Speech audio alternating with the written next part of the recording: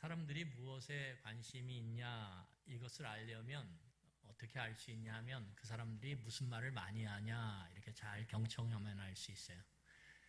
사람이 하는 말들 속에서 그 사람의 관심이 이렇게 드러나게 됩니다. 그래서 여러분, 요즘 사람들이 과연 무엇에 관심이 있고 무엇을 지금 마음에 두고 있는지 알려면 가장 좋은 방법, 빠른 방법은 인터넷상에 사람들이 언급하는 말들을 조사해 보면 알아요. 예나 지금이나 우리의 관심사에서 빠지지 않는 게 뭐냐면 뭘까요? 먹는 거예요. 음식. 그래서 여러분, 우리는 아침서부터 저녁까지 자주 반복해서 하는 말이 있어요. 뭘까요? 뭐 먹지? 아침 뭐 먹어요? 아침 먹고 나면 뭐라 그래요? 점심 뭐 먹어요? 점심 먹고 나면 저녁 뭐 먹어요? 야식 뭐 먹어요? 뭐 먹어요? 라고 하는 말이 우리의 입에서 자주 오르내려요.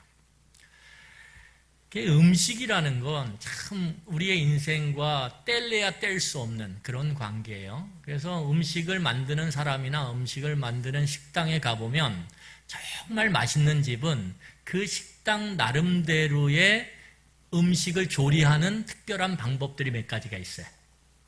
그걸 우리는 이름하여서 뭐라 그러냐면 비법이라 그래요. 비법. 저 음식점에는 비법이 있어. 이렇게 이야기하죠. 여러분, 이 비법을 갖고 음식을 만드는 식당 또는 사람들은 그 비법이 담겨진 음식을 통해서 사람들을 환호시켜요. 여러분, 음식 딱 먹고 맛있으면 뭐라 그래요? 우와! 이러지 않나요? 야, 여기 진짜 맛있다. 막 이러지 않나요? 얼굴이 확 피죠. 맛있는 음식을 먹었는데 막 얼굴이 구겨져 있어요. 이런 분은 없어요. 막 좋아해요. 환호해요. 입맛이 막 돌아요.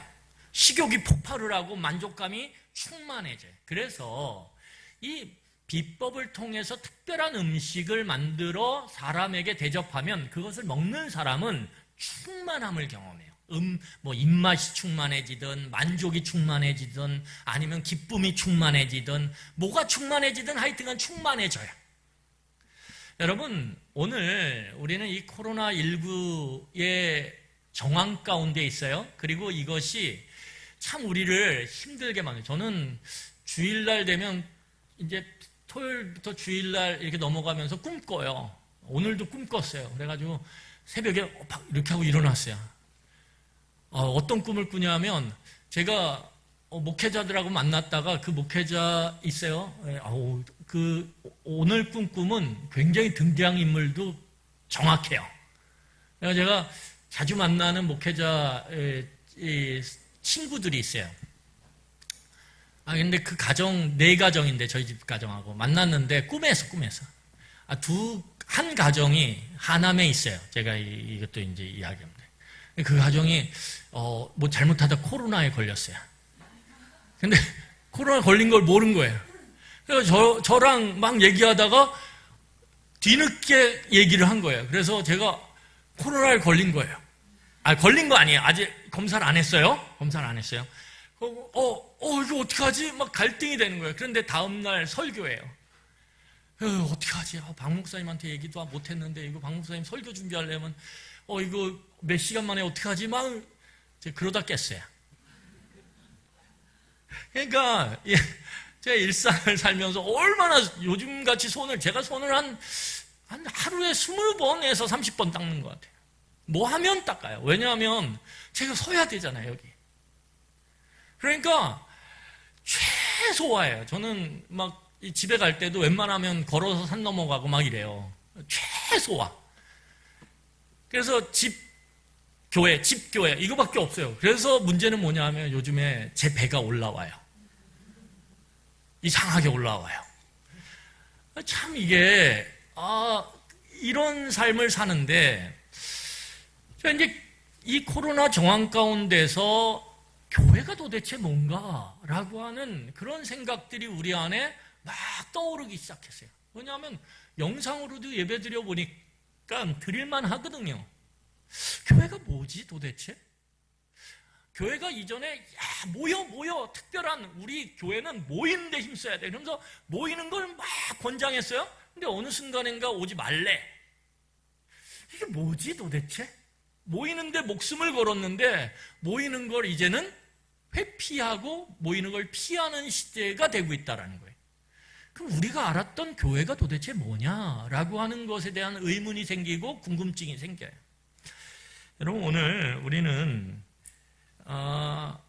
이 느헤미야 8장의 말씀을 통해서 도대체 하나님의 백성 공동체와 세상 공동체의 다름이 도대체 뭔가, 다름이. 어떻게 하면 하나님의 백성 공동체가 정말 세상 공동체와 다를 수 있는가, 그 비법에 대해서 한번 같이 살펴보기를 원합니다. 여러분, 이스라엘 백성들은 각자의 도시에 살고 있었어요. 그리고 그 도시에서 이제 예루살렘 성벽을 재건하기 위해서 이제 와서 이 예루살렘 재건 사업에 약 2달, 정확하게 이야기하면 52일 동안 열심히 성벽을 재건하는 일에 헌신합니다. 그리고 드디어 이제 그들이 가정으로 돌아가게 됐어요. 왜냐하면 성벽 공사가 끝났거든요. 가족들이 너무 좋아했어요. 왜냐하면 이 가장들이 주로 이 성벽 공사에 헌신을 했는데, 그러다 보니까 아내와 아이들만 집에 남았어요.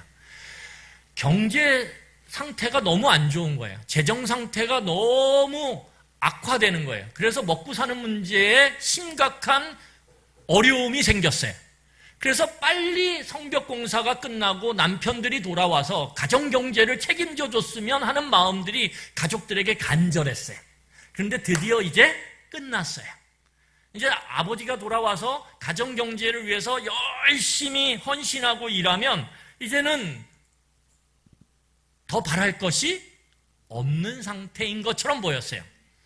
그런데 이야기가 이렇게 느헤미야 7장에서 끝나면 성벽이 재건된 걸로 딱 끝나고 모든 사람들이 각자의 집으로 돌아가서 이제 열심히 사는 이야기로 딱 맞춤표를 찍으면 이 느헤미야의 이야기는 참 괜찮아 보여요. 근데 거기서 끝나지가 않아요. 오늘 보면 새로운 이야기가 시작되고 있다는 거예요. 8장부터. 자, 그러면 오늘 8장의 이 새로운 이야기는 어떻게 시작되냐 하면 이스라엘 백성들이 학사, 선생인 에스라를 초청해요. 초빙해서 그에게 특별한 요청을 해요. 자, 우리 그 요청이 뭔지를 본문 1절을 통해서 함께 살펴보고자 합니다. 자, 우리 1절 같이 읽겠습니다. 시작. 이스라엘 자손이 자기들의 성읍에 거주하였더니 7째 달에 이르러 모든 백성이 일제히 수문앗 광장에 모여 학사 에스라에게 여호와께서 이스라엘에게 명령하신 모세의 율법책을 가져오기를 청하네.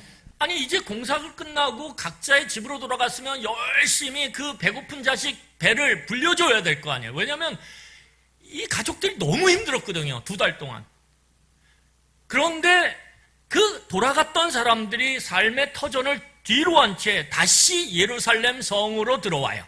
그리고 수문 앞 광장에 모여듭니다. 여러분, 지금 먹고 사는 게 급해 죽겠는데 다시 수문 앞 광장으로 모인다라는 것은 그 모임의 이유가 굉장히 중요하다라는 거예요. 굉장히 중요하다라는 거예요. 자, 그러면 도대체 왜 수문 앞 광장에 모였냐 이거죠. 여러분, 특별히 장소적 의미에서 이스라엘 백성들이 수문 앞 광장에 모인 이유가 뭘까요? 이스라엘 성은 여러 개의 문이 있어요. 우리나라도 이 한성이라고 하는, 예전에 서울을 한성이라고 그랬죠. 한성이라고 하는 이 도읍지, 수도에는 뭐가 있어요? 크게 4개의 문이 있어요. 그래서 우리는 그걸 편하게 남대문, 그 다음에 동대문, 서대문 뭐 이렇게 하면서 이제 부르게 되는데, 이 성에는 문이 있어요. 그런데 이스라엘 이 예루살렘 성에는 여러 개의 문이 있었는데 그 중에 하나의 문의 이름이 뭐냐면 수문이에요. 물의 문. 그래서 이걸 워러게이트라고 이야기해요. 물의 문. 그럼 왜 물의 문에 모였냐? 여러 문이 있는데 원래 이스라엘 백성들이 처음 건축한 성전은 솔로몬 성전이에요. 솔로몬 왕 때 가장 부귀와 영화가 극에 달했을 때 그 모든 자원을 갖고 만들었던 예루살렘 가장 높은 곳에 위치한 성전의 이름이 솔로몬이 만들었다 해서 솔로몬 성전이라 이름 붙여졌어요. 이건 엄청 크고 화려했어요.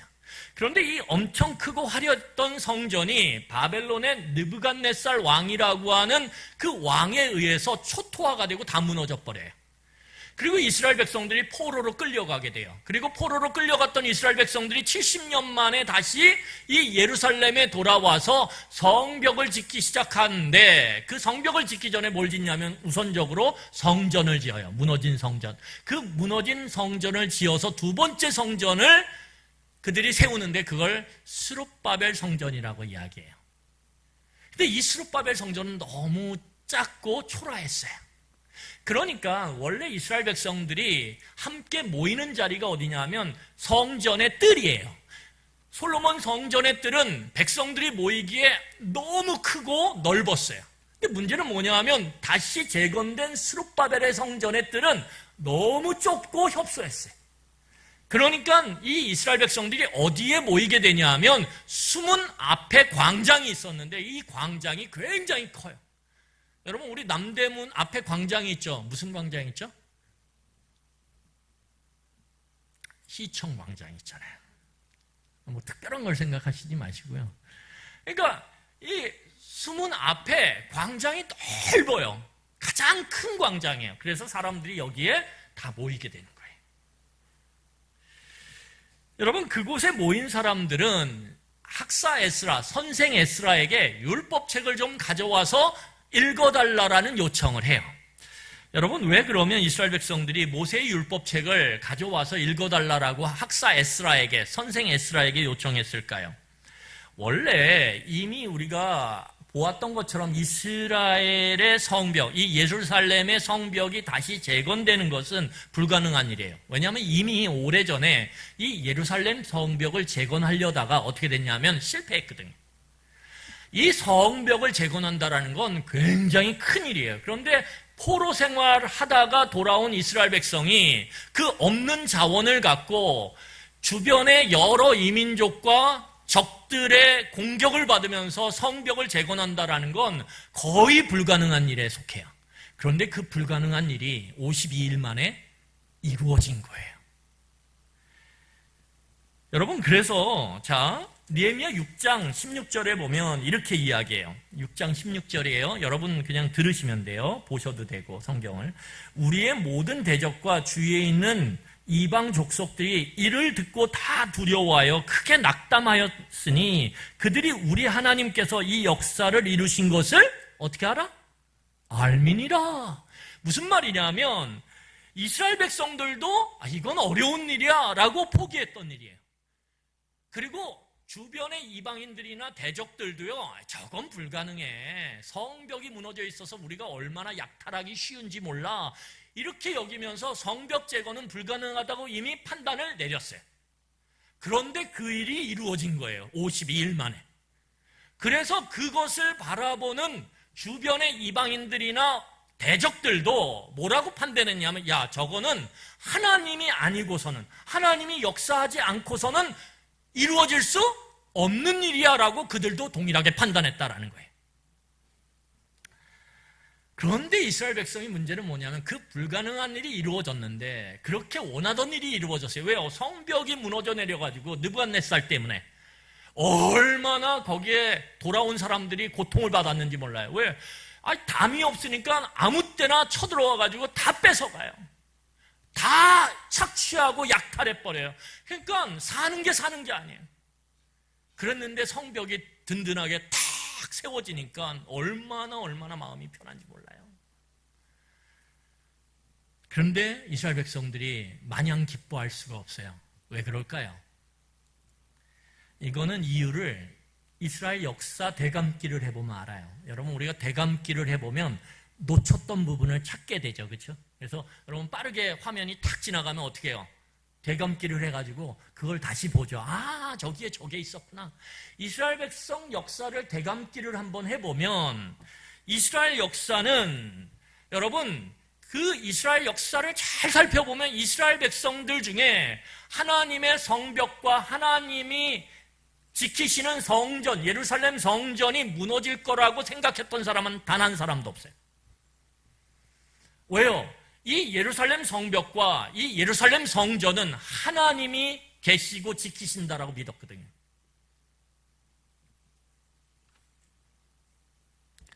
그런데 한낱 이방인에 불과한 바벨론의 느부갓네살 왕에 의해서 하나님이 계신 성전과 하나님이 보호하시는 이 예루살렘 성이 초토화가 돼버렸어요.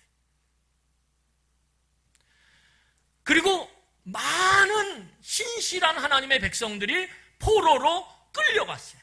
바벨론으로. 여러분, 그러니까 끌려간 이스라엘 백성들 속에서 현실적인 질문을 던지기 시작하는 거예요. 실존의 고민. 그게 뭐예요? 왜 하나님의 성전이 무너졌을까? 왜 하나님이 함께 하시는 예루살렘 성벽이 파괴됐을까? 왜 거룩한 하나님의 백성이 이 더러운 이방 족속에게 포로가 돼서 여기서 지금 이방 땅에서 살고 있을까? 이런 아주 현실적인 실존적 질문을 계속 던지는 거예요. 왜 이렇게. 여러분, 그 질문을 던지면서 이방 땅에서 살았던 이스라엘 백성들이 이제 돌아와서 눈앞에 그렇게 원하던 성벽이 재건된 걸 보았어요. 불가능한 일이 이루어진 걸 경험했어요. 그들 마음에 딱 든 생각이 뭘까요? 아무리 성벽이 튼튼하고 크고 멋지게 세워져도 우리의 안전은 저 성벽에 달려있지 않다라는 걸 그들이 이미 깨달았다라는 거예요. 아, 성벽이 아무리 크고 안전해도 저거는 뭐 할 수 있어요? 언제든지 무너질 수 있구나. 왜요? 자기네들이 52일 만에 재건했던 그 성벽보다 더 크고 더 확실한 성벽이 이미 이전에 무너져 버렸거든요. 여러분, 이스라엘 백성들의 그 망함의 경험, 그 절망의 경험, 그 고통의 경험을 통해서 깨달은 게 뭐냐면, 아, 눈에 보이는 게 다가 아니구나. 그걸 깨달은 거예요. 여러분, 이거를 극복하는 게 쉽지가 않아요. 망해봐야지 알아요. 망하지 않고도 아는 건 뭐예요? 지혜를 가진 자예요. 그래서 여러분, 눈에 보이는 게 다가 아니다. 왜요? 성경을 보면 뭐라고 얘기해요? 이 사람의 안목의 정욕이 굉장히 강력하거든요. 눈에 보이는 걸 믿는 것, 이것이 사람에게 굉장히 강력해요. 그래서 눈에 보이는 게 다가 아니다라고 그렇게 알고 그 삶을 살아가는 거 쉽지 않아요. 여러분, 그래서 한때 텔레비전에서 아파트 광고가 많이 나왔었어요. 요즘은 잘 안 나오지만 그 중에 스윗홈이라고 하는 아파트 이름이 있었어요. 스윗홈. 그래서 우리 집에 오면 모두가 다 어떻게 돼요? 화목해져요. 스윗홈 막 이러면서 아파트에 딱 문이 열리고 막 가족들이 나 잡아봐라 막 이러고 막 이렇게 이런 스윗홈 이래가지고. 여러분, 아파트가 그렇게 좀 뭐 시쳇말로 삐까번쩍하고 좀 크고 넓으면 정말 스윗홈이 될까요? 거기서도 무지하게 싸우고 무지하게 다투고 무지하게 갈등하고 서로를 향해서 그 아픈 말들을 쏟아내는 건 얼마든지 있어요. 그러니까 우리의 삶이 눈에 보이는 것이 다가 아니라는 거예요. 이걸 이스라엘 백성들이 망하고야 알았다라는 거예요. 아, 다가 아니구나. 여러분, 이스라엘 백성들이요, 엄청난 실패, 망한 거예요. 그냥 망해서 쫓겨난 거예요. 아예 나라를, 자기 나라를 쫓겨나서 남의 나라 가서 70년 동안 산 거예요. 그 엄청난 실패, 그리고 불가능하다라고 여겼던 그 성전과 성벽이 재건되는 이 엄청난 회복을 거치면서 이스라엘 백성이 깨닫는 게 있어요. 그 깨달은 게 뭐냐면, 아, 눈에 보이는 성전, 눈에 보이는 성벽보다 더 중요한 게 눈에 보이지 않는 하나님과의 관계구나, 이거예요. 아, 눈에 보이지 않는 하나님과의 관계가 훨씬 중요하구나. 여러분, 하나님과의 관계는 그 하나님의 뜻을 아는 걸로부터 시작돼요. 뜻을 모르는데 어떻게 관계가 서로 이어질 수 있고 연결될 수 있겠어요? 그러니까 이스라엘 백성들이 성벽이 재건됐지만 이게 다가 아닌 걸 이미 알았어요. 그리고 그 다가 아님을 알고 선생 에스라에게 도대체 하나님이 뭐라고 얘기하시는지, 하나님의 뜻이 뭔지 그걸 알아야, 그리고 그 뜻을 우리가 살아내야 이 눈에 보이는 성벽이 그때야 의미를 갖고 가치를 갖고 효과를 내는데, 그 뜻을 알고 싶다라는 거예요. 그런데 우리가 뜻을 어떻게 해요? 모른다라는 거예요. 그러니까 뜻을 알려달라고 지금 열리를 제쳐두고 삶의 터전의 현실을 뒤로 한 채 지금 다 수문학 광장으로 모여든 거예요. 뜻을 알고 싶다고. 나는 그런데 그 뜻을 모른다고. 여러분, 하나님을 믿는다라는 건 다른 말로 말하면 하나님과 관계가 맺어진다라는 거예요. 하나님을 믿는다, 그러면 하나님과의 관계가 맺어진다. 그래서 하나님을 믿는 믿음의 깊이는 관계의 깊이, 하나님과의 관계의 깊이와 비례해요. 믿음이 깊어지면 하나님과의 관계가 깊어지는 거예요. 그러면 하나님과의 관계를 맺는다라는 건 뭐예요? 여러분, 관계를 맺는다는 게 뭘까요? 서로를 알아간다라는 거예요. 여러분, 관계라는 건 서로를 알아가야 돼요. 그래서 저는 여러분들하고 자주 만나기를 원해요. 그래서 제가 여러분들한테 일주일에 뭐 어떤 분은 2번, 어떤 분은 1번 이래가지고 전화해요, 늘. 그렇죠? 그러니까 전화 드릴 때 저분이 나와의 신뢰관계를 깊이 하려고, 서로를 알아가려고 하는구나, 그렇게 여기시고 전화 딱 해서 또 전화했어? 이러지 마세요. 우리의 신뢰의 관계가 서로 알매의 관계, 그걸 통해서 같이 비례하는데, 목사가 성도를 좀 알려고 전화했구나. 그래서 여러분, 제가 조금 이렇게 갑자기 전화해가지고, 요즘 갑자기 아니에요. 오실 거 기다리죠? 왜 안 오지? 이런 분도 있어요. 목사님, 오늘은 안 하셨는데요? 이번 주는 이런 분도 있는데, 예. 그렇게 해서 이렇게 전화 또 해가지고 질문하고 서로, 저도 쉽지 않아요. 예, 혹시라도 제가 질문이 좀 불편한 질문이 아닐까 고민하면서 질문하고 얘기하고 그러는 거거든요. 그런데 그렇게 하면서 알아가는 거예요.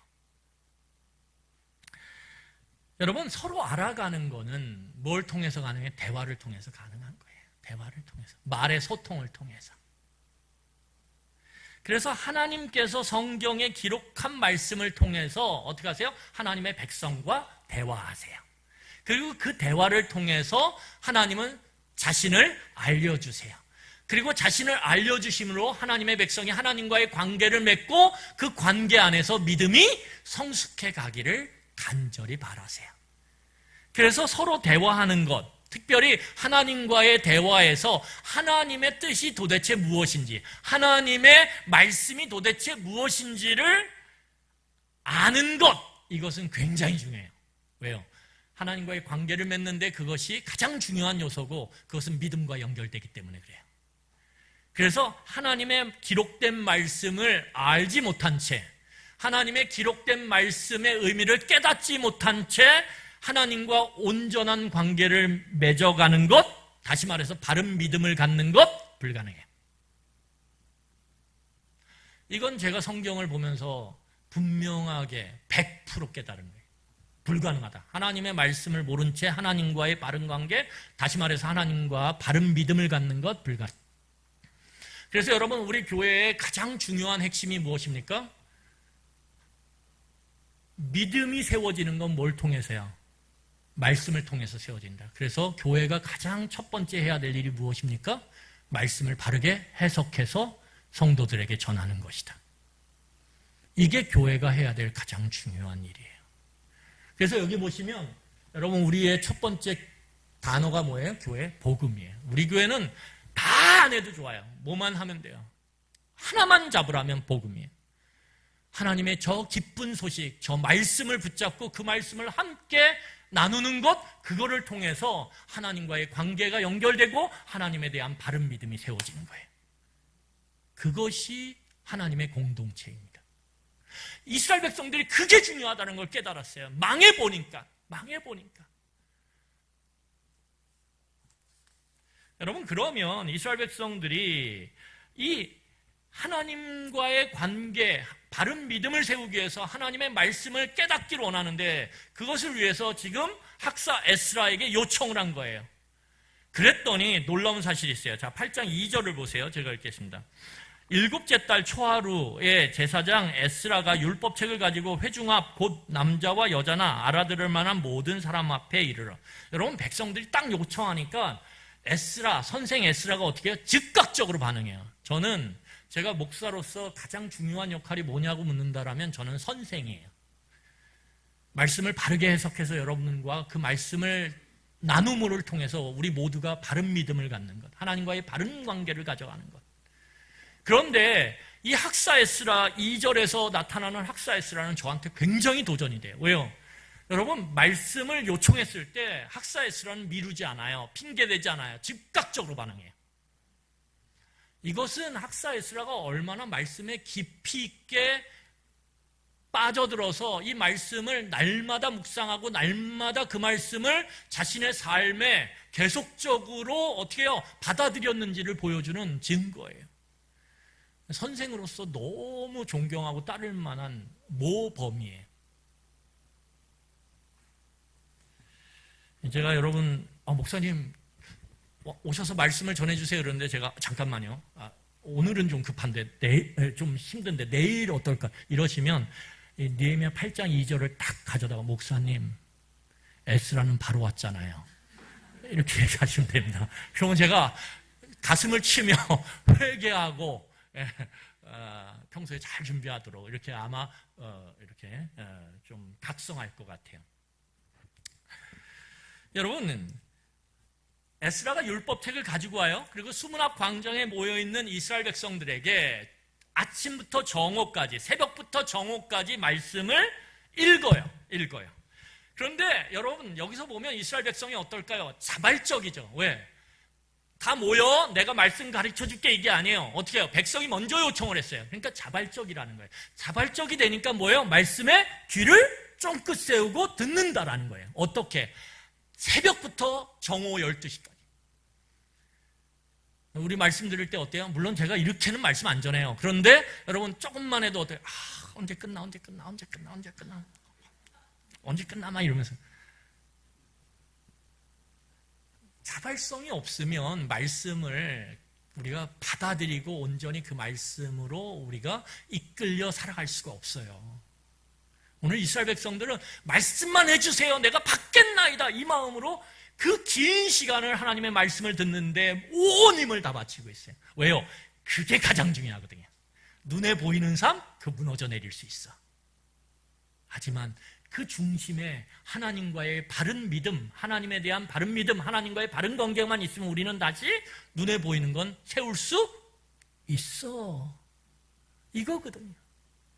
그러니까 여기에 내 마음의 중심이 담길 수밖에 없는 거예요. 이게 중요하거든요. 제일 중요하거든요.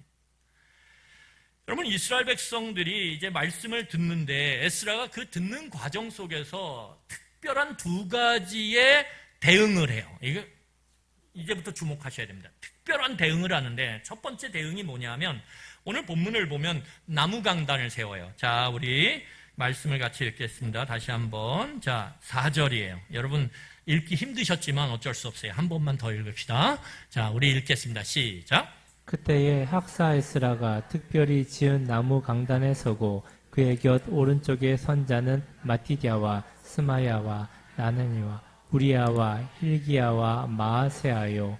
그의 왼쪽에 선 자는 부다야와 미사엘과 말기야와 하순과 하스밧나다 스가랴와 무술람이라. 여러분, 이스라엘 백성이 모인 이유가 제가 지금까지 얘기했지만 뭐예요? 하나님의 뜻이 뭔지, 하나님의 의도가 뭔지를 듣기 위해서예요. 그게 우리의 삶 가운데 가장 중요하다. 눈에 보이는 성벽을 세운 것보다 중요하다라고 여겼어요. 그래서 모든 열리를 제쳐놓고 수문 앞 광장에 모여들었어요. 그러니까 에스라가 율법책을 읽을 때 들려야 돼요. 문제는 뭐냐면 너무 많은 사람이 모인 거예요. 근데 학사 에스라가 앞에 서서 율법책을 읽으면 문제가 어떤 문제가 생기냐면 앞에 있는 사람들이 그 소리를 다 먹어버려요. 그래서 여러분, 제가 여러분보다 조금 높은 위치에 있습니다. 공간적으로 보면 이거 이렇게 보시지 마세요. 우리가 들리기 위해서예요. 여러분, 들려야 돼요. 무슨 소린지 들어야지 뭔가 그 다음 과정을 나갈 걸 아니에요. 그런데 앞에 너무 많은 사람들이 있으니까 같은 높이에서 말을 하면 어떻게 되냐면 앞에 있는 사람들이 그 소리를 다 흡수해버리는 거예요. 그러니까 뒤에 있는 사람은 모이긴 모였는데 뭔 소리야! 이럴 수밖에 없는 거예요. 그러니까 이 문제를 해결하기 위해서 에스라가 한 일이 뭐냐면 이거보다 훨씬 높은 나무 강단을 세우는 거예요. 이해가 되세요? 그리고 그 나무 강단 높은 곳에 올라간 거예요, 에스라가. 왜요? 이제 공간적 차이가 생겨서 말을 어떻게 해요? 위에서 아래로 꽂는 거예요. 그렇게 되면 모든 사람들이 말씀을 듣게 되는 거예요. 여러분, 그런데 에스라가 나무 강단을 세워서 소리가 들려지는 것, 그걸로 공간적인 차이를 극복한 걸로 이 모인 이스라엘 백성들이 율법의 소리를 듣는 것, 율법책의 내용을 듣는 것이 해결되는 게 아니에요. 왜 그러냐면 아무리 공간적 차이가 생겨서 이제 말씀을 모든 사람에게 다 이야기할 수 있어도 문제는 뭐가 생겨요? 에스라 소리가 어떻다라는 거예요? 한계가 있다라는 거예요. 소리의 한계. 여러분, 그래서 예전에 그 영국에 아주 유명했던 그 18세기에 스펄전이라고 하는 아주 유명한 설교자가 있습니다. 이 스펄전이라고 하는 유명한 목사님이 설교를 하면서 이 황금의 입이라고 그래요. 설교자로서는 정말 뛰어난 입을 가졌다. 그래서 황금의 입을 가진 설교자, 이게 찰스 스펄전의 별명이거든요. 근데 이 스펄전 목사님이 목사의 자격을 이야기할 때 몇 가지를 이야기했어요. 그 중에 그 당시에 목사의 자격 중에 하나가 뭐냐면 가슴 둘레가 넓은 거예요. 저는 목사로서 자격이 없어요. 죄송합니다.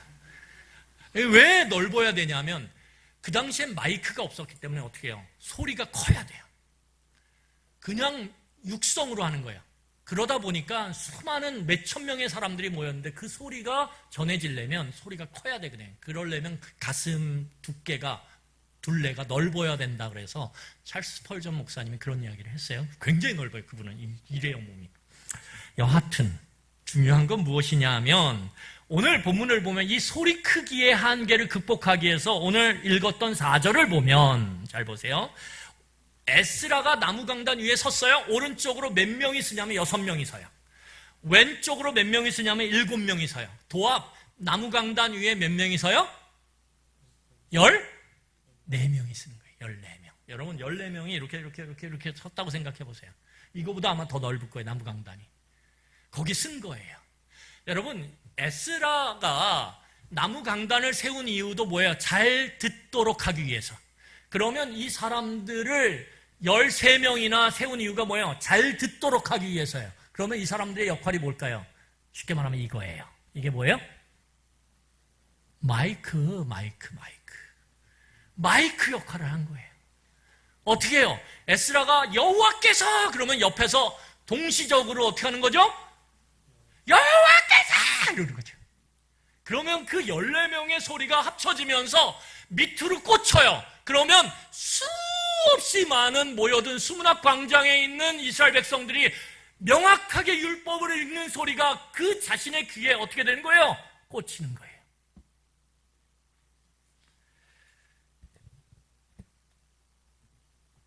여러분 오늘 본문을 보면 학사 에스라는 이 말씀이 정확하게 읽어지는 말씀이 정확하게 백성의 귀에 들려지도록 모든 준비를 다 갖춰요. 최선을 다해요. 두 번째는 뭘까요? 7절에 나와요. 우리 7절 말씀을 한번 같이 읽겠습니다. 우리 두 번째 특별한 에스라의 대응이 나오는데 우리 한번 같이 읽겠습니다. 시작.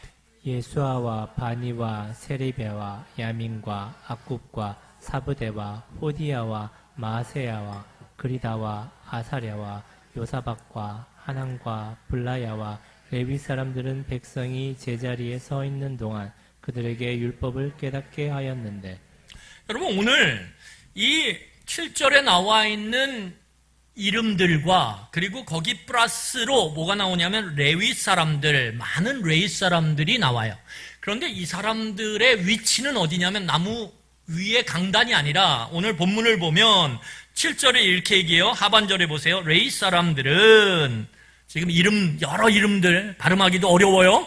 여러 이름들과 레위 사람들은 백성이 제자리에 서 있는 동안 그들 가운데 있었다는 거예요. 밑에. 그러면 이 사람들이 누구냐? 우리는 이 이름 쭉 얘기한 이 발음하기도 어려운 이름을 갖고 있는 사람이 뭘 하는 사람인지 몰라요. 그런데 힌트가 있어요. 뭐요? 레위 사람들과 함께 엮여져 있다는 거예요. 레위 사람들의 역할이 무엇입니까? 말씀을 가르치는 사람들이에요. 그 사람들이 이스라엘 백성들 사이에 박혀서 강단 위에서 14명이 쏟아내는 그 율법 읽는 그 소리를 함께 듣고 지금 뭘 하고 있냐 하면 뭘 하고 있어요? 백성을 깨닫게 했다라는 거예요. 여러분, 읽는 소리는 잘 들을 수 있어요. 강단을 세우고 14명이 함께 이야기하니까. 근데 문제는 뭐냐면 들려지는 소리를 그게 도대체 무슨 의미인가를 깨닫는 건 또 다른 문제예요. 별개의 문제라는 거예요.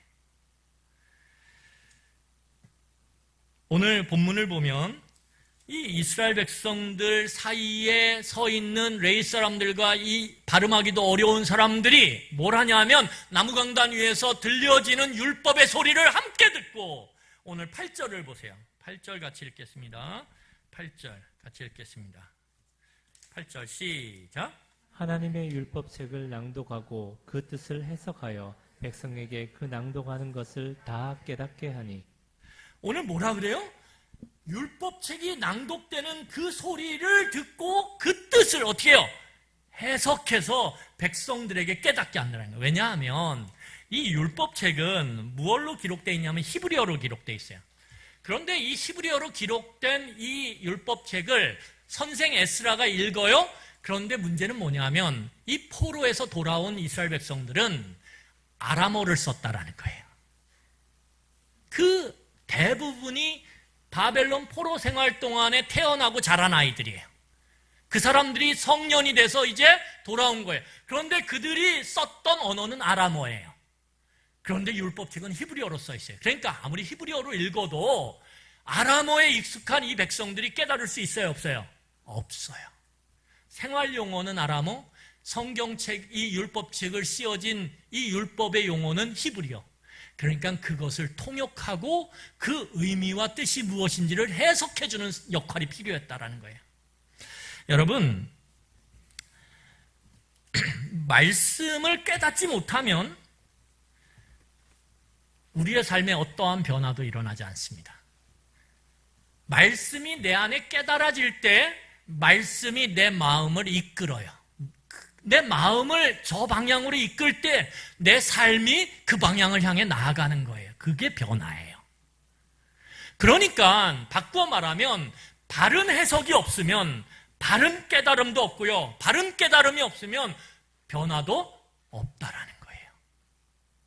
그래서 말씀의 바른 해석은 하나님과의 관계에 비례해요. 말씀을 바르게 해석할수록 하나님과의 관계는 나도 모르게 견고해지고 확실해져요. 그리고 우리의 믿음이 성장하는 거예요. 그러니까 믿음은 내가 막 뭔가 열심히 하고 막 소리치고 막 새벽에 그냥 눈 떠가지고 후다닥 와가지고 새벽 기도를 막 죽으라고 하고 그게 아니에요. 내 믿음이 자라는 것, 그래서 하나님과의 관계가 견고해지는 건 말씀이 바르게 해석돼서 그것을 깨달아서 그 말씀대로 내가 이끌릴 때 일어나는 일이에요.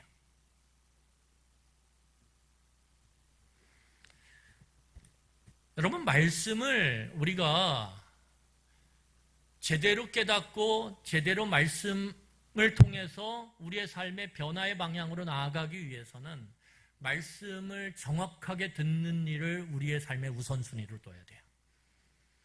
여러분, 그래서 말씀을 들을 때 막 하나님의 말씀을 듣는데 막 딴 거 켜놓고 막 뒤에 약속 시간 15분 전에 말씀 읽어야지. 여러분, 그러면 말씀을 제대로 우리가 들을 수가 없어요. 말씀을 듣는 시간은 모든 것을 다 멈춰놓은 시간이 돼야 돼요. 아무 것에도 방해받지 않는 시간. 나의 모든 최우선이 여기에 딱 집중돼야 돼요. 왜요? 이 말씀을 제대로 들음으로 깨달을 때 내 삶의 중심이 잡히고, 그 중심이 잡힌 삶이 결국은 뭐예요? 내 눈에 보이는 것이 다 무너져도 거기서 기뻐할 수 있는 이유가 되거든요. 그러니까 얼마나 중요해요. 얼마나 중요해요. 그러니까 어떤 눈에 보이는 약속, 눈에 보이는 그 어떤 일보다도 가장 내 중심에 둬야 되는 게 뭐예요? 하나님과 대화를 나누는, 소통하는 이 말씀을 듣는 시간, 읽는 시간, 여기에 내 중심을 둬야 된다는 거예요. 그리고 여러분들이 말씀의 의미를 깨닫는 일에 여러분 헌신하셔야 돼요. 말씀이 바르게 해석되는 일, 바르게 해석되는 부분 굉장히 소중히 여기셔야 돼요. 그래서 교회는 말씀을 바르게 해석하는 것이 첫 번째예요. 자, 그러면 여러분, 이렇게 말씀이 바르게 해석돼서 바르게 들려질 때 어떤 일이 생기냐면, 어떤 일이 생길까요? 자, 우리 한번 9절입니다. 같이 읽겠습니다. 9절. 어떤 일이 생기는지 보겠습니다. 시작. 백성이 율법의 말씀을 듣고 다 우는지라. 청독 느헤미야와 제사장 겸 학사 에스라와 백성을 가르치는 레위 사람들이 모든 백성에게 이르기를, 오늘은 너희 하나님 여호와의 성일이니 슬퍼하지 말며 울지 말라 하고. 여러분, 이스라엘 백성들이 말씀이 바르게 해석돼서 그것을 깨닫게 되자 어떻게 됩니까? 그들이 울기 시작해요. 왜 울기 시작할까요? 하나님의 말씀의 뜻과 자신의 삶의 현실의 차이가 너무 확연하거든요. 여러분, 자식들이 어버이날이 되면 울어요. 왜 울을까요? 왜 울까요? 평소에 부모에게 했던 것과 어떻게 해요? 부모가 나에게 했던 것 사이에 큰 차이가 있어요. 그렇죠? 그러니까 어떻죠? 울죠. 거기서. 그러니까 이스라엘 백성들이 우는 이유가 뭐냐면 다른 게 아니에요. 말씀을 들었는데 그게 내 삶과 너무 큰 차이가 있어요. 하나님의 거룩함과 나의 삶의 부정함이 너무 큰 차이가 있어요. 그러니까 거기서 통곡하는 거예요. 이걸 어찌하냐 이거죠. 이걸 어찌하냐. 여러분, 이스라엘 백성들이 말씀 앞에 선다라는 건 하나님 앞에 선다라는 거예요. 하나님 앞에 선다. 하나님 앞에 설 때에만이 우리는 그 하나님과 나 사이에 그 메울 수 없는 간격을 보면서 어떻게 하는 거예요? 거기서 절망하는 거예요. 하나님 어찌합니까? 그래서 하나님 앞에 머리를 빳빳이 세우고 당당하게 나오는 것 굉장히 위험해요. 내가 약간의 세상적인 성공을 경험했다 그래서 여러분, 우리의 마음에 뻣뻣함이 생기고 하나님 앞에 나오는 이 예배 자리에 그 뻣뻣한 마음을 갖고 나오는 거는 그 무엇보다도 위험해요. 우리는 그걸 교만이라고 그러고, 그 교만은 망하는 것의 선봉이라고 얘기해요. 하나님과 우리 사이, 거룩함과 부정함의 사이를 메꿀 수 있는 건 이 세상에 어떤 것도 없어요. 내 인간 존재, 내가 갖고 있는 그 어떤 구성물들로 그 다리를 놓을 수가 없다라는 거예요. 여러분, 그래서 하나님 앞에 선다라는 건 뭐냐면 예배하는 거예요. 그래서 오늘 본문 보세요. 5절과 6절을 보면 5절, 6절 한번 읽어볼까요? 같이 읽겠습니다. 시작. 에스라가 모든 백성 위에 서서 그들 목전에 책을 펴니 책을 펼 때에 모든 백성이 일어서니라.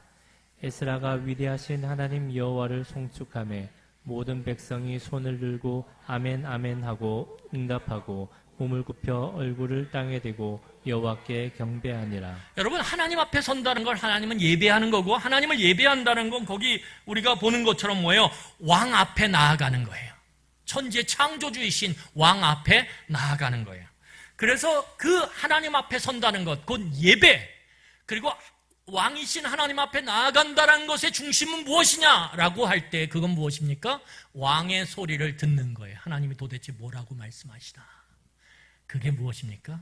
말씀이에요. 우리는 말씀을 통해서 하나님 앞에 서서 하나님을 만나는 거예요. 그리고 그 만남을 통해서 우리는 하나님을 경험하게 되고 그 경험을 통해서 우리는 보이지 않는 하나님이, 영이신 하나님이 우리 안에 실체로서 보여지고 느껴지고 경험되어짐으로 우리 안에 믿음이 생기는 거예요. 여러분, 하나님 앞에 설 때 모든 사람은 다 절망하게 되어 있어요. 그래서 이사야 선지자가 하나님을 보았을 때 이렇게 고백해요. 우리 이사야서 6장 9절입니다. 우리 이사야서 6장 9절 함께 읽겠습니다. 시작. 그때 내가 말하되 화로다 나여 망하게 되었도다. 나의 입술로 부정한 사람이요 나의 입술이 부정한 백성 중에 거주하면서 만군의 여호와이신 왕을 배웠습니다. 이사야가 뭐라고 하는가? 하나님을 딱 만날 때, 왕이신 하나님을 만날 때, 야, 난 부정하다. 어떡할까? 그래서 어떻게 해요? 망했다, 망했다. 이렇게 얘기해요. 망했다, 망했다. 여러분, 하나님 앞에서 절망한 사람만이 구원을 갈망하는 거예요. 그때야 은혜를 경험하는 거예요. 진짜 은혜를. 그래서 솔로몬이 뭐라고 얘기하냐 하면, 전도서를 보면, 뭐예요? 하나님 없는 인생은 다 망하고 헛된 것이다. 이렇게 얘기해요. 이걸 경험하는 거예요, 이걸. 여러분, 그런데 중요한 건 뭐냐면 에스라와 느헤미야는 백성들이 절망 가운데, 이 큰 간격 가운데 절망하고 그것 가운데 통곡하며 우는 것을 그대로 방치하지 않아요? 오늘 본문을 보면 하나님이 너희에게 기대하는 건 무엇이냐면 그 절망 가운데 오래 머무르지 않고 다시 뭐 하는 거예요? 기뻐하는 거라고 얘기해요. 자, 우리 한번 시편 19편 7절과 8절을 한번 읽어보겠습니다. 시편 19편 7절과 8절이에요. 자, 찾으셨습니까? 시편 19편 7절로 8절. 시편 19편 7절로 8절. 우리 같이 읽겠습니다. 시작. 여호와의 율법은 완전하여 영혼을 소성시키며 여호와의 증거는 확실하여 우둔한 자를 지혜롭게 하며 여호와의 교훈은 정직하여 마음을 기쁘게 하고 여호와의 계명은 순결하여 눈을 밝게 하시도다. 여러분, 하나님이 하나님의 백성에게 원하는 것은 너와 나의 차이를 보면서 절망해서 거기서 그냥 조용히 있어라가 아니에요. 뭐예요? 하나님은 그 절망을 경험한 가운데 있는 그 하나님의 백성, 그래서 은혜를 구하는 그 백성에게 하나님이 이렇게 얘기하세요. 절망하지 말고 기뻐해라. 왜? 하나님이 그들을 받아주시니까. 하나님이 그 절망 가운데 있는 그들과 함께 하시니까, 하나님이 그 절망 가운데 있는 그들을 구원하시니까, 하나님이 그 절망 가운데 있는 그들을 위로하시니까. 여러분, 그래서 교회에 나오시면서 아, 나는 망하지 않겠다, 나는 절망하지 않겠다, 실패하지 않겠다, 그렇게 생각하지 마세요. 실패할 수 있어요.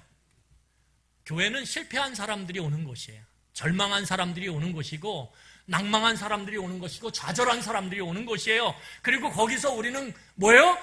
좌절해야 되고 절망해야 되고 실패해야 돼요. 지금 실패하고 있는데 실패하지 않을 거예요. 마치 아픈 사람에게 진통제를 놔주는 것처럼 실패하지 않을 거예요. 아니요, 실패해요. 실패의 길을 가면 반드시 실패해야 돼요. 절망해야 돼요. 낭망해야 돼요. 그런데 중요한 건 무엇이냐면 그 실패하고 좌절하고 낭망한 그 자리에 그냥 끝나는 게 아니라는 거예요. 놀랍게도 하나님은 그 우리가 절망하고 실패하고 좌절한 그 자리에 여전히 함께 계세요. 그리고 어떻게 하십니까? 우리를 다시 일으키세요. 그렇기 때문에 우리가 기뻐할 수 있는 거예요. 절망 중에도, 실패 가운데도. 교회는 실패하지 않는다라고 이야기하는 것이 아니라 실패하는데, 그걸 같이 아파하는데, 그걸 같이 슬퍼하는데, 그걸 위해서 같이 기도하는데 이렇게 하는 거예요. 하나님이 그래도 함께 계신다. 그래서 절망 가운데 오래 있지 않는 거예요. 좌절과 실패 가운데 오래 있지 않은 거예요. 왜요? 하나님이 우리를 기쁘게 다시 일으키시니까. 이것을 믿고 경험하는 것, 그게 교회 공동체예요. 교회에 나오면 당신은 결코 절망치 않을 것입니다. 실패치 않을 것입니다. 좌절치 않을 것입니다. 그건 거짓말이에요.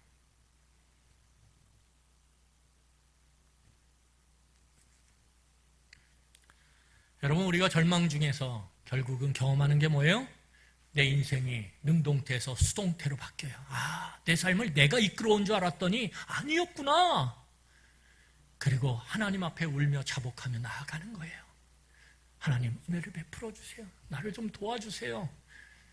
그럴 때 하나님께서 울지 마라. 더 이상 슬퍼하지 마라. 끝난 게처럼 느껴지지 끝난 게 아니야. 내가 너를 다시 일으킬 것이다 라고 하는 하나님의 그 소망의 메시지가 우리에게 전해지는 거예요. 그리고 우린 다시 일어나는 거예요. 그걸 고백했던 사람이 누굽니까? 하박국 선지자예요. 우리 하박국 같이 3장 16절로 19절 읽고 말씀 마치도록 하겠습니다. 우리 하박국의 이 노래를 같이 한번 읽어보도록 하겠습니다. 하박국 3장 16절, 17절, 18절, 19절이에요. 우리 같이 읽겠습니다. 시작. 내가 들었으므로 내 창자가 흔들렸고 그 목소리로 말미암아 내 입술이 떨렸도다. 우리가 우리를 치러 올라오는 환난 날을 내가 기다림으로 썩이는 것이 내 뼈에 들어왔으며 내 몸은 내 처소에서 떨리는도다. 비록 무화과 나무가 무성하지 못하며 포도나무에 열매가 없으며 감람나무에 소출이 없으며 밭에 먹을 것이 없으며 우리의 양이 없으며 외양간에 소가 없을지라도 나는 여호와로 말미암아 즐거워하며 나의 구원의 하나님으로 말미암아 기뻐하리로다. 주 여호와는 나의 힘이시라. 나의 발을 사슴과 같게 하사 나를 나의 높은 곳으로 다니게 하시리로다. 아멘. 절망했지만, 망했지만 거기서 결코 끝나는 게 아니라는 거예요. 왜요? 그때야 깨닫는 거예요. 나의 힘이 여호와구나. 그리고 그분과의 관계가 내 인생에 무엇보다도 중요하구나. 그 관계를 위해서 내가 하나님의 말씀을 무엇인지 바르게 깨닫고 바르게 듣고 그리고 반응하는 것이 내 인생에 그 어떤 것보다도 중요하구나. 이것을 바르게 정립할 때 우리는 참된 하나님의 백성으로서의 소망을 가진 존재가 되는 거예요. 그리고 세상에 절망하고 좌절하고 실패하는 사람들에게 내가 모델이 돼서 보여주는 거예요. 도대체 뭐가 소망의 그 근원인지를. 여러분, 우리 이 시간에 말씀을 마무리하며 같이 기도했으면 좋겠습니다. 여러분, 진정한 하나님의 공동체가 된다는 것은 눈에 보이는 어떤 것을 세우는 것 아니에요. 뭐 영상 예배를 하냐 현장 예배를 하냐 아니에요. 중요한 거 그거 아니에요. 마스크를 쓰고 하냐 안 쓰고 하냐 그거 중요하지 않아요. 정말 중요한 건 뭐냐면 하나님의 진정한 공동체를 세우는 것은 우리가 지금 이 앞에 나오는 이것처럼 하나님의 그 기쁜 소식, 그 하나님의 복음, 그 말씀을 오늘 바르게 들려지고 바르게 해석함으로 우리 스스로가 그 말씀에 반응하고 그 말씀에 끌려서 삶의 변화를 경험하냐 이거예요. 이스라엘 백성들이 그것을 그 무엇보다도 실패와 절망과 좌절을 경험한 다음에 붙잡았어요. 눈에 보이는 성벽보다 하나님의 말씀의 뜻을 바르게 듣고 깨닫는 게 무엇보다도 중요하구나. 그것을 깨달을 때 하나님과의 관계가 분명해지고 그럴 때 하나님의 나를 지키심이 확실해지는구나. 여러분, 말씀을 깨달을 때 그들은 오늘 본문 8장 12절을 보면 이렇게 얘기해요. 모든 백성이 가서 먹고 마시며 나누어주고 크게 즐거워하니라. 왜요? 그들이 그 읽어 들려준 말을 밝히 알미니라. 말씀이 바르게 전해지고 깨닫게 될 때 바른 믿음이 세워져요. 바른 믿음이 세워질 때 성도들 안에, 그 바른 믿음이 세워진 성도들 안에는 서로 사랑의 교제가 풍성하게 일어나게 되어 있습니다. 그러니까 여러분, 교제해라 중요한 게 아니에요. 저 책임이에요. 제가 말씀을 바르게 전할 때 성령께서 여러분들의 마음 가운데 함께 사랑으로 교제하는 섬김의 모습이 드러나게 하는 거예요. 그 교회 안에 섬김의 모습이 풍성해질 때 그거는 넘쳐 흘러서 세상의 어두운 곳에, 절망한 곳에, 좌절한 곳으로 흘러가게 돼 있어요. 그 사랑은. 그럴 때 세상은 교회를 보며 소망이 있다라고 얘기하는 거예요. 교회가 우리의 삶의 소망이 된다라고 얘기하는 거예요. 교회는 어떻게 합니까? 그 사랑의 풍성함을 어두운 세상, 절망의 세상으로 나누는 거예요. 그 나눔이 일어날 때 온 땅이 충만해지는 그 하나님의 은혜를 경험하게 되는 거예요. 이것이 교회예요. 여러분, 이 일을 위해서 때로는 우리가 영상 예배를 드릴 수도 있어요. 하지만 이 일을 위해서 모여야 될 때가 된다면 무엇보다도 열일 제쳐놓고 이스라엘 백성들처럼 모이는 거예요. 그럴 때 우리가 이 믿음과 사랑과 소망이 하나 되어서 충만함을 경험할 뿐만 아니라 그 충만함을 함께 나누는 그런 하나님의 건강한 복된 공동체, 교회 공동체가 되어지는 거예요. 이게 비법이에요. 교회 건물 삐까번쩍하게 세우는 것, 여기 사람으로 막 차는 것 아니에요. 여러분, 이거를 마음에 두고 우리 교회가 가야 할 방향, 이 땅의 교회가 가야 할 방향을 오늘 말씀 속에서 그 비법을 찾고 함께 손에 손을 맞잡고 더불어 그 길을 같이 걸어가는 저와 여러분들이 되시기를 간절히 축원합니다. 기도하겠습니다.